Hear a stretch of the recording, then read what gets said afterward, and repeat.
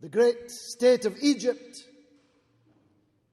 Mr. Hitchens and co. tell us that one of the fruits of the attack on Iraq is that there's now democracy in countries like Egypt.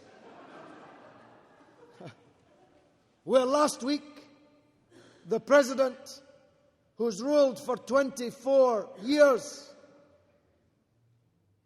was re-elected with 88.6% of the vote in a rigged election where he chose who was allowed to oppose him, where he controlled all of the media, and where he even imprisoned his main opponent just a few months before the election. As a matter of fact, President Hosni Mubarak got more votes in this democratic election than he got in what he admitted was a rigged election 6 years ago. Yeah. He got 84.6% of the vote in the rigged election and 88.6% of the vote in the free and fair election, just to encourage the other rulers to go down that route. But of course, we didn't do any of these things.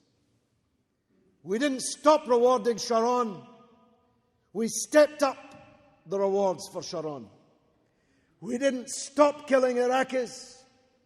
We killed even more of them. We didn't stop propping up the dictators in the Muslim world. We enhanced and increased our support for those dictators. Indeed, let me give you the surprising news that the security forces of Colonel Muammar Gaddafi are now being trained at Sandhurst, Great Britain's West Point. His army officers are being trained at Sandhurst, and his intelligence officers are being trained, God help them, by the British intelligence services, MI5 and MI6, so Gaddafi's done for if he's depending on that. Now, did Gaddafi become less of a dictator after the attack on Iraq? Who are these security forces being employed against? Is Gaddafi's army to defend him against an external aggressor? Or is it for use against his own people to keep Gaddafi in power, and likewise his intelligence services? We know the answer very clearly to these questions. So what do you think the Libyan people think when they hear Tony Blair talking about liberty and freedom, when they know that Gaddafi's forces are being trained by Tony Blair's military and intelligence apparatus?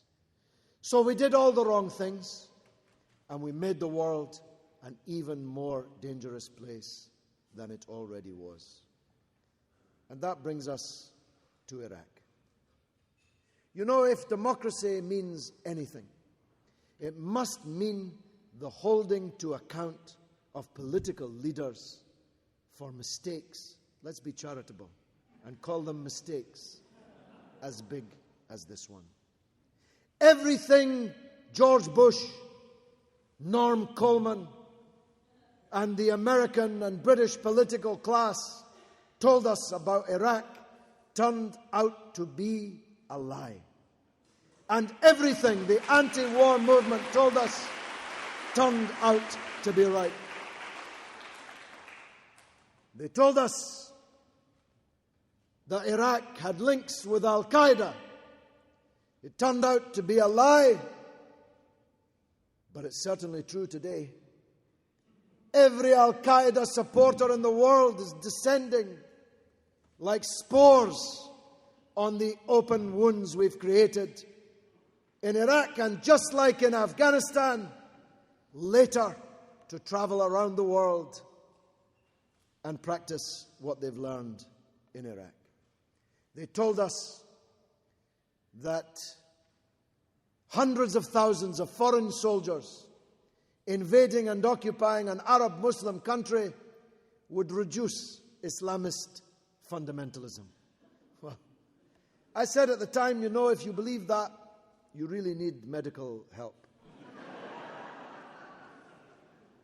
Is there anybody outside of the Oval Office on number 10 Downing Street who believes now that Islamist extremism is less as a result of what we've done? They told us Iraq had weapons of mass destruction. I'm not even going to waste your time by developing that point. Because the worst lie that they told is the one I want to focus on. They told us that the Iraqi people would welcome these foreign invaders with flowers and with rice. But instead, the Iraqi people have welcomed the foreign invaders with something much hotter and much more sharp. And that's where Cindy Sheehan and the other military families in the United States and in Britain come in. Because you see, it's their sons who are paying the blood price for that lie. And it wasn't that they weren't warned. The anti-war movement warned them repeatedly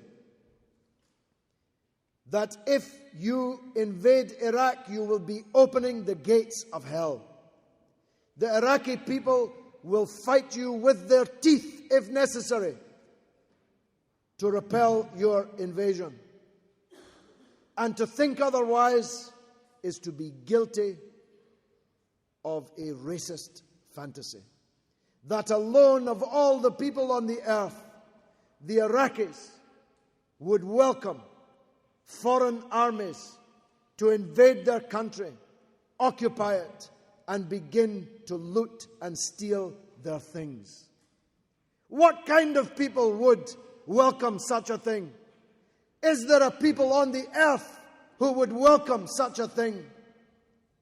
If, God forbid, somebody landed in my country, some foreign army invaded my country, occupied it, installed a puppet government there,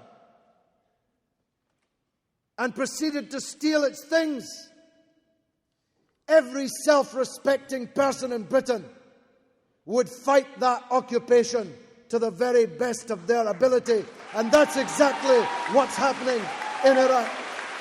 Exactly what's happening in Iraq.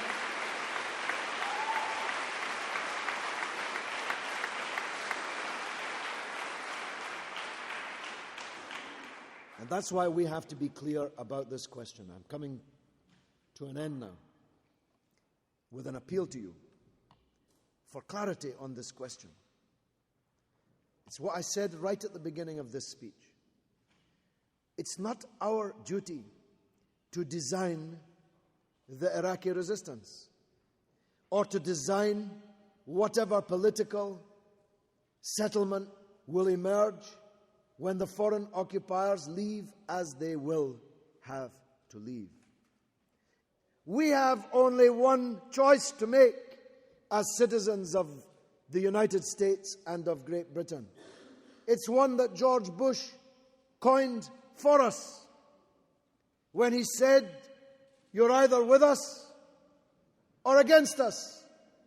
Well, you're either with your country going around the world, invading other people's countries, occupying them and stealing their things, or you're against it. And if you're against it, you must be there on the 24th of September in Washington, D.C. to tell the world that you are against it. Thank you very much indeed.